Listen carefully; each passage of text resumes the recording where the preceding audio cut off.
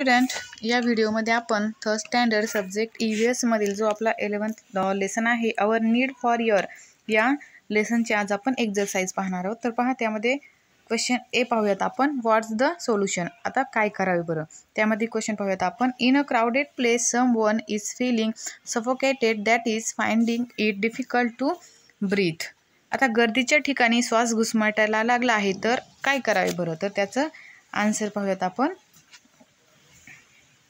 Open the windows of the room if it is crowded so that fresh air can easily move inside the room. Allow him to sit and keep open area around by shifting the people around him. आता पहा, गर्दी जर एखाद्या इमारतीमध्ये झाली असेल तर तेथील दारे खिडक्या उघडाव्या किंवा शक्य असल्यास गर्दीतून पटकन मोकळ्या जागेवर जावी। आता क्वेश्चन नंबर आपण बी पाहूयात, फिल इन द ब्लँक्स। आता रिकाम्या जागा भरा। त्यामध्ये पहा इथं ब्रॅकेटमध्ये तुम्हाला वर्ड्स दिलेले आहेत, नीड, इयर अँड ब्रीदिंग। तर फर्स्ट पाहूयात आपण फिलिंग द ब्लँक्स काय आहे ते। As dash goes on continuously a sleeping man chest can be seen. तर त्याचं आन्सर काय आहे बा, ब्रीदिंग। म्हणजेच श्वासोच्छवास चालू असल्याने झोपलेल्या माणसाची चेस्ट म्हणजे छाती वर खाली होत असते। त्यानंतर सेकंड पहा, there is dash spread all around us. तर त्याचा आन्सर आहे एअर, हवा आपल्या अवतीभोवती पसरली आहे।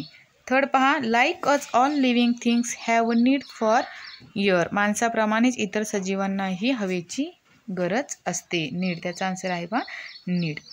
त्यानंतर क्वेश्चन सी पाहूयात आपण,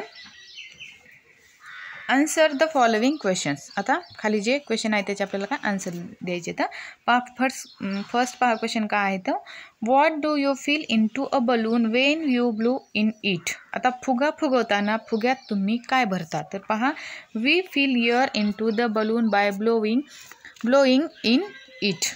आता फुगा फुगवताना फुग्यात आपण काय भरतो, हवा भरतो। सेकंड पहा question, why do we need air. आपल्याला हवेची गरज का असते, तर त्याचा आन्सर पहा we need air for proper functioning of our body. आपल्या शरीराचे काम व्यवस्थित चालायला हवे यासाठी आपल्याला हवेची गरज असते। क्वेश्चन नंबर 3 पाहूयात आपण, how do you know that a dog also breathes. त्याचा आन्सर आहे पहा, क्वेश्चन काय आहे, कुत्रा श्वसन करतो हे तुम्हाला कसे कळते, तर त्याचा आन्सर आहे पहा when we observe a dog carefully we can see that it chest goes up and down slowly from this we can come to know that a dog also breathes. म्हणजेच पहा कुत्र्याची छाती वर खाली होत असते। आता आपण बारकाईने जर ऑब्झर्वेशन म्हणजे बारकाईने जर पाहिल्यावर ते आपल्या काय होते लक्षात येते। यावरून आपल्याला जो डॉग जो आहे तो श्वसन करतो हे आपल्याला कळते। आता क्वेश्चन नंबर 4 पहा, what does a cat need air for. मांजराला हवेची गरज कशासाठी असते, तर त्याचा आन्सर आहे पहा cat needs air for proper functioning of its body. मांजराच्या शरीराचे काम व्यवस्थित चालण्यासाठी त्याला कॅटला पण हवेची काय असते, गरज असते। त्यानंतर क्वेश्चन डी पाहूयात आपण, ट्रू ऑर फॉल्स, चूक की बरोबर। तर फर्स्ट पहा त्याच्यामध्ये, we can see air all around us. आता हवा आपल्याला दिसते, त्याचं काय आहे आन्सर, तो काय आहे फॉल्स आहे।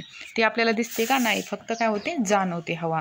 तर त्याचा आन्सर काय आहे फॉल्स, म्हणजे चूक आहे ते। त्यानंतर second, fish use the air dissolve in water for breathing. आता मासे श्वास घेताना पाण्यात विरघळलेल्या हवेचा काय करतात, वापर करतात। हे काय आहे, ट्रू आहे, बरोबर आहे।